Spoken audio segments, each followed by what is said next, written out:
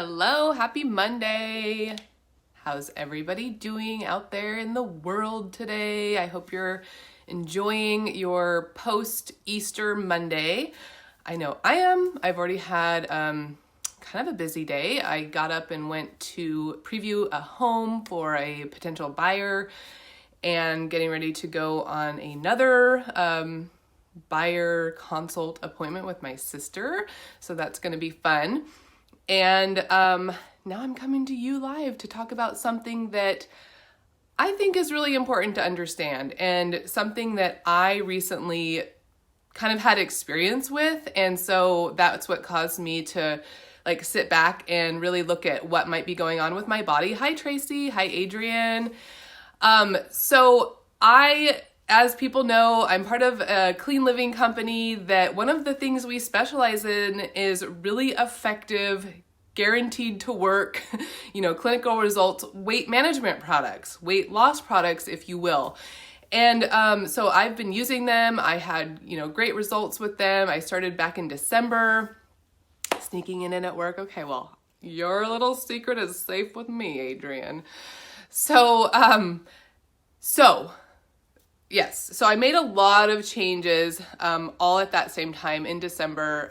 I was working on my real estate license.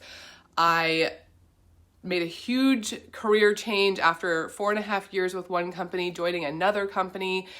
And it was all really exciting. It was a lot of fun. And I felt really good about my decision. However, starting two brand new things at the same time can tend to bring extra stress into your life. And so like I said, I started using these products. Hi, Shelly.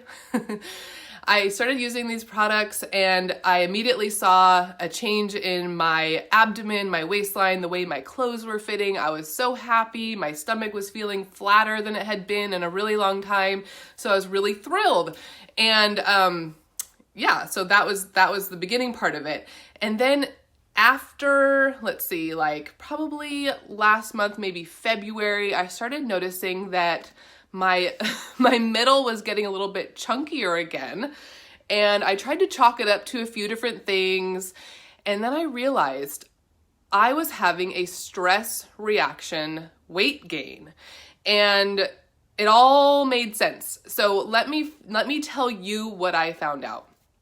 And then I'll also tell you what I found is the best solution and what I'm now doing about it. And I'm already starting to see results in the opposite direction. But stress it's really a killer. It can be so tricky. I mean, of course, when our lives are going smooth and, there's no bumps in the road, it's easier to eat right. It's easier to fit in exercise. You get great results from, whatever you're doing to stay in shape or get in shape. And then, of course, if you add great supplements, that only accelerates your results and gets you where you want to be faster, or, gets you even better results than you would get with just diet and exercise alone. But when life gets rough, which we know it does for all of us at some point or another, for me, it was like being on a huge learning curve with two new things and just trying to figure out how to balance it all, and going from, a company where I could just kind of smooth sail. I knew everything. There wasn't a lot to learn except for what I choose to learn, because I always love to stay a student and keep improving myself, but totally beside the point. Anyway, I found this new stress coming into my life, and for those of you who are close to me, you know that I went through that and I shared it with people. And like I said, though, it was all positive things, but it was still obviously having an effect on me. So what I found out is that we have a hormone in our body. It's called cortisol, and it's called the stress hormone. Now, it's a good thing. We need it for certain things. It's actually also known as the fight or flight hormone. It's what our body does when it needs to get in action. And naturally, cortisol levels vary throughout the day. There's more in the morning, when we need to get up and go. And then it's lowest at around midnight. Yes, Tina, you can relate to what I'm saying? Okay, good. So it's lowest at midnight, obviously, when our body wants to slow down and sleep. So we don't need that fight or flight. cortisol stimulates fat and carbohydrate metabolism to give us fast energy. So that's another thing. But it also stimulates insulin release. Now, when that happens, it's kind of, designed to regulate our blood sugar, but it can also cause appetite increase and cravings for sweets, things that are sweet, high in fat, and salty.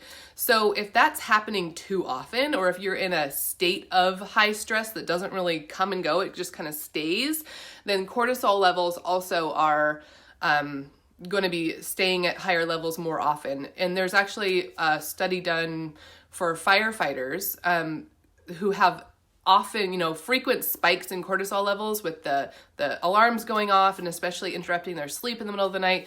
They have high rates of heart attack and heart disease, and that can be because of constant elevation and like up and down of cortisol levels. So anyway, it can have very detrimental effects, even though it does have a purpose and it's good for when we need it, but if it's there too often, then it can have detrimental effects.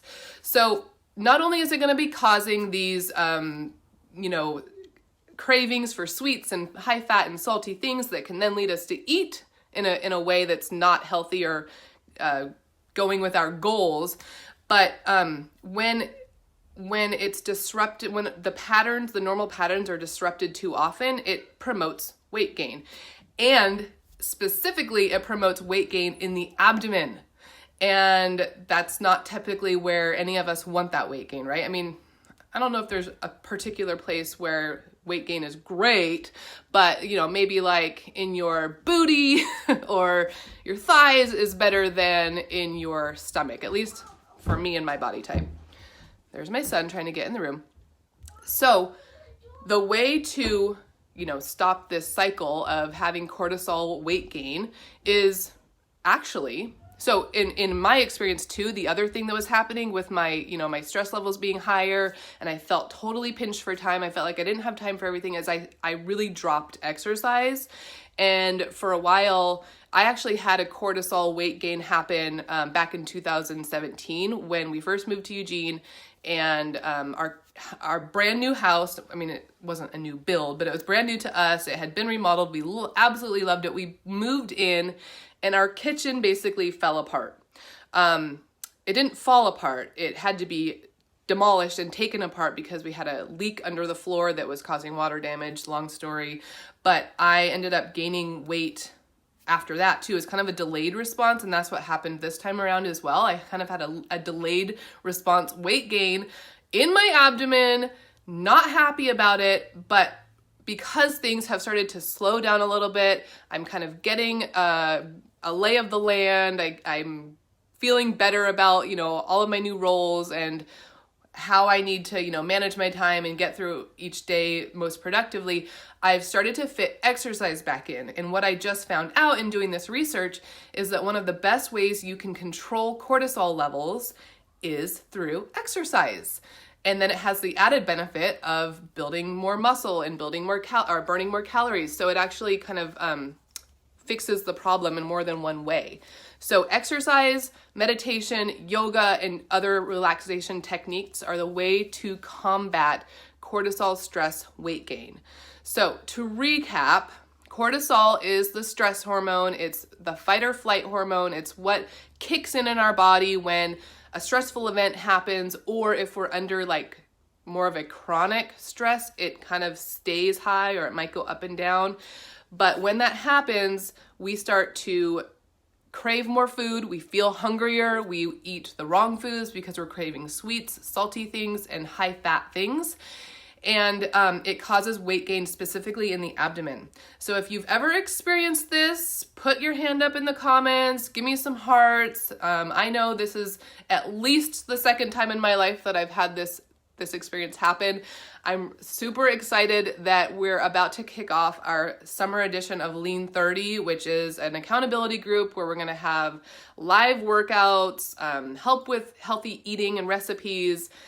Sorry about that phone call. Cheering each other on with, our before and afters, getting all of that figured out. So just in time for me, because I'm getting back into, making exercise a regular part of my day. I try to get it at least in, 4 to 5 times a week. I just do short 30-minute free workouts from YouTube. It's fun. It's, goes by fast, and I know that I'm doing something that's going to be effective for my body because it's being led by somebody else. If I'm left to my own devices to work out, I swear I don't do as good. I don't get in all the body parts. I don't probably burn enough calories.